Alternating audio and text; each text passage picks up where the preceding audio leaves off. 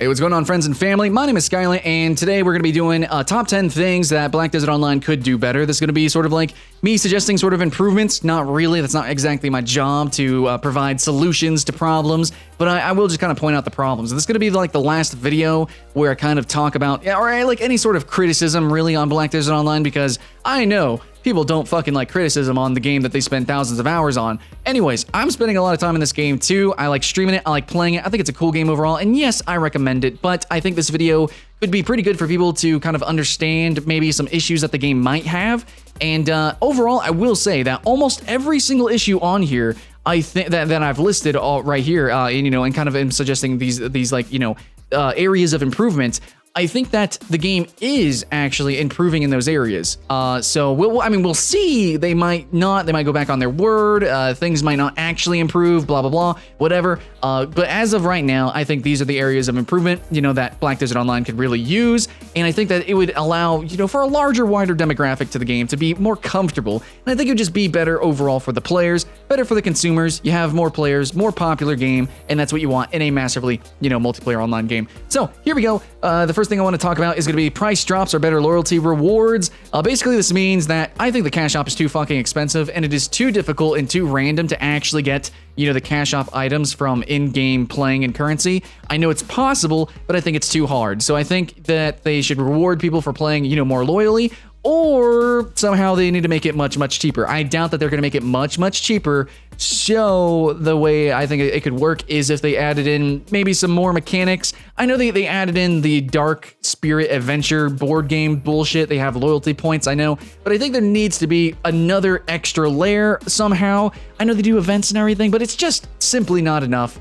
It's too hard to get pets. It's too hard to get some of these things that can actually dramatically affect your gameplay. Some people don't realize it. And I'm not saying the game is pay to win or not. I'm just saying that some things really make your life a lot easier. And to an extent, some people would say that, stuff like having 2 pets or 3 pets are kind of necessary to play high level content. Because, when you're doing those rotations, dude, you don't have time to be picking up all that loot. You don't have time, man. So you need pets. It needs to be easier to get those things.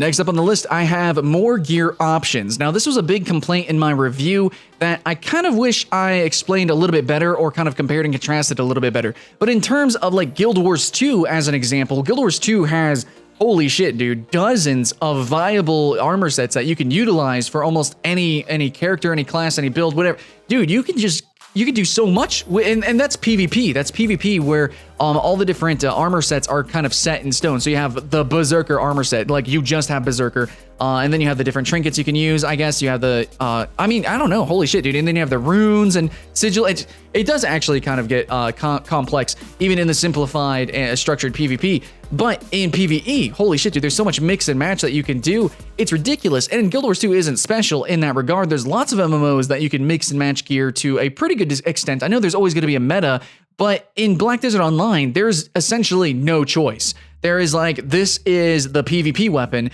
This is the weapon that is kind of good all around, or the armor sets.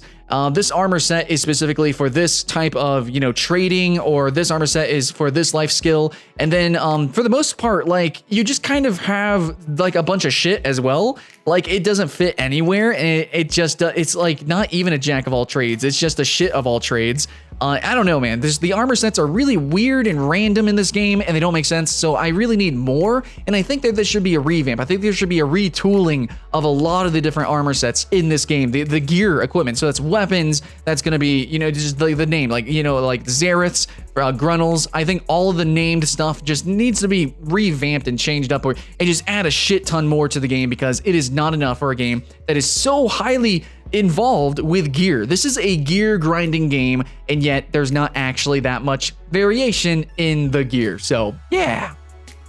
Next, we have more post-processing options. And I actually have this separate from better optimization, which is later on the list. But by this, what I mean is that the game kind of has some cool filters that you can utilize. There's some cool settings that you can check on and off. But for the most part, it doesn't really make playing the game easier. It just kind of makes it prettier. But there needs to be more post-processing options. And I even specifically mentioned this in the review. I wish that there was inking. character inking for one. I wish that there was more like damage indicators, danger circles. I don't know if you played WildStar or Guild Wars 2, you know what I'm talking about. The little indicators on the ground whenever there's like damage to be had, and sometimes like it'll be a red circle and the circle could fill up whenever the explosion is going to be timed off. So I want those kind of options in the game, and I think that it would actually fit very aesthetically with the game because much of the UI is actually very arcade. We can turn that on and off. So if we could have, you know, some more stuff so that there's inking around the characters and the abilities, and added post-processing so that the game was a little bit more clear, so that whenever I could see abilities in PvP, it's not just a bunch of random mist effects that are just exploding in my face. I can clearly see, you know, the defined ridges and edges of these abilities, you know, these AoE explosions and shit, so that I can properly evade them and dodge them. That would be really fucking amazing. That would be phenomenal. Next, I've got more unique classes. Now, this is vague. I'm not going to go too deep into this, and I know there's a lot of people that really love this game and find that the combat is incredibly engrossing and deep and amazing. I'm not even going to contest that. What I'm saying, though, is that when you're leveling certain classes feel pretty similar, okay? So, and I know that there's like gender differences, like, okay, you have the witch and wizard, they should be pretty similar. I understand that, I'm not saying that. I'm saying like the sorceress, the sorcerer character, and how she's like a melee mage type of person, and how similar that is actually leveling a tamer. And I know later, much later on, things become a little bit different, but for the most part, you know, when they're leveling, aesthetically, they actually are kind of similar. And there's actually just a lot of melee, swipey, AoE, slashy abilities in all of these classes, kind of. And it kind of just becomes a little bit similar. Now, every class definitely has like their one big ability that's kind of, you know, it makes them definitely very unique, and I guess cosmetically, some of them can look different, but overall, like, the races of these classes are very similar. You have like the elf, you have the human, and you have a giant. Like, where's my freaking sloths? Or I'm sorry, they're not sloths, they're otters. Where's my bard otter, dude? Where's my druid? I don't even know what that race is called. The little deer people. Where are those kind of classes? Where's any support class? Where, like, really, all the characters kind of look similar in ways, and the colors and stuff, it's shadowy and misty. It's just not really different enough compared to games like Guild Wars 2 or even World of Warcraft to an extent, even though much of those classes play very similarly leveling. Oh my god, that's a lot of L's right there. So yeah, they did a pretty good job. The combat is deep and it is good, and there are differences in these classes, but I think that I just want more unique classes from what we have already. And next we have better optimization. We already kind of mentioned this, but better optimization is separate from better post-processing options, because I feel like the game as a base level, yeah, there are some things we can check on or off, but I need things that go above and beyond to elucidate and clarify certain graphic options like inking, damage indicators, stuff like that. But also, on the other hand, I feel like just the base game as a whole is a little bit too fucky. It's a little bit too... like there's too much post-processing overall with the graphics, and this was actually a big problem in Guild Wars 2, and they had to implement an option to tone down the graphics, which pretty much everybody checks on because it is just a little bit too fucking much. So in this way, I need the game to have less pop-in, holy shit, dude. Which I know that's actually part of their optimization so that the game does run as well as it does, but there needs to be ways to actually select the animation quality and, turn on and off like certain animation quality, better sliders for some of these graphic settings, and overall just better, more control over just the base performance of the game, and also just make it better because it's simply not good enough. But I'm assuming that it's not good enough because they have certain qualities that are just kind of inherently set very high, such as the animation quality, which I think is really hindering the game. Okay, next we have revamp upgrade system. Woo! So the revamp upgrades, what I mean by that is that the way that you actually upgrade gear is extremely vertical, okay? In Guild Wars 2, it's horizontal, so that's just a bunch of fucking options. You would think in a sandbox game, it'd just be a bunch of fucking options, but it's not. However, that's not my main complaint. It's really the fact that when you actually are trying to level, your PvP gear, holy shit, dude, it takes so long. This is basically the wall of Black Desert. In fact, if the RNG wall didn't exist, then I think more people would have so much more fun with the game. They would be able to more immediately get into the end game PvP, the end game PvE, which I don't know if you can be called. Anyways, you'd be able to really start participating in the game truly, but that RNG fucking wall, man, holy shit. There needs to be more alternatives to actually growing your character. And I don't mean just more choices, I mean more ways to actually, maybe attain special boss items so that, maybe you don't get the boss gear, but maybe you get a certain item and then that item can be used to instantly level up, an armor set or a weapon or something like that. I think that'd be pretty cool. Now, I know there are some things in the cash shop that you can purchase to help you break through the RNG, wall, but I don't know. I've seen that in a lot of Eastern action RPGs and MMORPGs. That's just a cash shop gimmick. I need true alternatives that don't actually cost me money, or I have to pray to the RNG gods itself to, to actually bid and buy those things, spend a lot of money there. I just need more alternatives to actually upgrading my character. That'd be great. Okay, thanks. Anyways, next up we have better high-level rewards. So let's say you actually do get, to the end game. Well, in the end, level 56 is kind of the start of the game, the end game there. You're still going to be just kind of farming pirates. You're just going to still be at Sawsons. You're not really going to actually be doing the end game content because it's not truly rewarding. So I feel like, and this isn't just endgame though, this is just kind of like as you're leveling, there's not really a point or a purpose to actually going to high level places or going to places where it might be a little bit more difficult for you.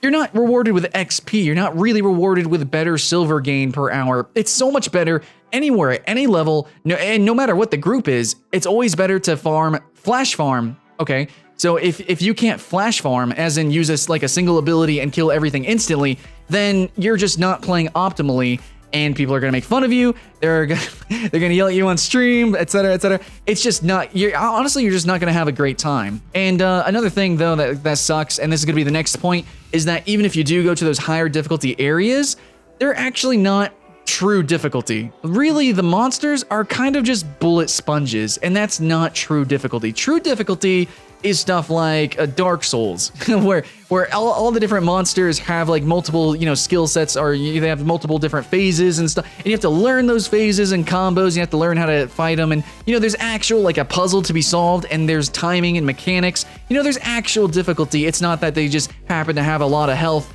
and every once in a while they might do a big attack. So I don't know, that's slow as fuck anyways in this game. You can dodge it easy. When I played in the alpha, in the North American alpha, this game's, okay, so let's say level 56.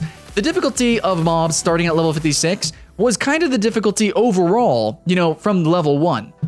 I remember jumping into the altar imps, and then the bruiser dudes, the brawlers, those guys would fuck me up, dude. I would legitimately be scared. And whenever I summoned the boss scrolls and fought them, it legitimately felt like I needed a group maybe to fight them. Now, me being the Dark Souls player that I am, I was able to solo them, but not without, taking some time and a little bit of difficulty. But now, holy shit, dude, I'm literally walking through the game, no matter what character I'm playing, no matter what I'm doing, even when I'm super low, gear rating, I'm still just walking through this game, and that just fucking sucks. So no matter what you're doing, what level, you're not really truly being rewarded, and you're not truly being challenged. So those two things might go hand in hand, but I kind of separated them. It needs to be addressed in both regards.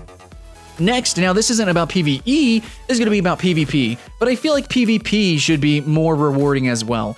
See, the thing is that PvP, as somebody who's actually trying to be the aggressor, you don't really have a point. There's not really I guess a meaning to it. There's not actually incentive to go out and seek out and fight people. In games like Albion Online with full loot, you kill somebody, you get their loot, and well, that's money, man. That's money. And then hell yeah, dude, you get bitches, easy. And, so you can actually do that, and it's fun, it's thrilling, it's exciting to actually be on the prowl and hunt people, because you could be hunted, you could lose everything. That's so exciting. But Black Desert Online is such a Care Bear MMORPG. And by that, the term, it's really more it's not that it's an easy game, which it kind of is in most regards, actually. It's more that it's just, there's not really much, I guess, there's not much detriment. There's not much that you actually lose as a player for anything, really. Now, in PvE, when you die, your crystals break. Okay, and PvP, they don't even break, so you just kind of lose time a little bit. Now, as the PvPer, and when you kill somebody, you're actually punished for killing somebody. There's a karma system, which I kind of understand. That kind of makes sense in ways. However, there's actually people that will karma bomb, which means that they will just run into people and just kind of force them to kill them. They will actually kind of fuck with people's grind spots, and then they'll just keep doing that over and over, which forces the person to leave. So then the person that actually got killed now is able to sit there and grind the spot. It's fucking crazy, dude. Fucking ridiculous that people is rewarded like that. It should be the opposite. Anyway, so I want more PvP rewards, and there needs to be more detriment. There needs to be more punishment for players to die in PvP. So I guess this is probably the one thing that I'm going to suggest. Crystals break in PvE, right? Well, in PvP, crystals should be able to be stolen. So it's probably just like, RNG, random. But if you die in PvP, you will lose one crystal gem slot. You'll lose one of your crystal gems. Then that way, he can go sell it and make some silver. Hey, that'll be neat, right? I don't know. I think that'd be pretty cool. And crystals are, I guess, they're fairly priced. That should be fair enough, and that should be a good enough change. But lastly, guys, all I want to say, finally, is that there should be more group-specific content. And as I said in the beginning of this video, a lot of these things are actually being tackled on by, the publishers and developer of this game, where they are trying to improve the game in a lot of different ways.